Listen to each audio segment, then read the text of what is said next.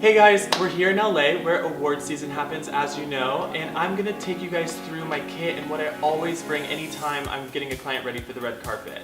Firstly, with the cult favorite hairspray, this is a hairspray that I couldn't live without. It's a super fine mist, really gives you such a nice finish on the hair without getting too sticky. It's not really heavy on the hair and it doesn't make the hair feel wet, so it'll really hold the style without changing it at all. Next up is Raise the Root. So this is a volumizing spray that's great to spray throughout the hair while it's wet. I blow dry it and really lift the roots, whether I flip the client's head over or I use a comb to really pump up the volume in the roots. And sometimes I'll even do it again while the hair is dry, just to really amp up the hair. I bring a ton of irons with me just so that I'm really prepared for any look and can create any texture. You always have to have your updo kit just filled with tons of clips, a nice variety of brushes and combs, and then finally my rollers. So rollers I love to bring, they're a great option.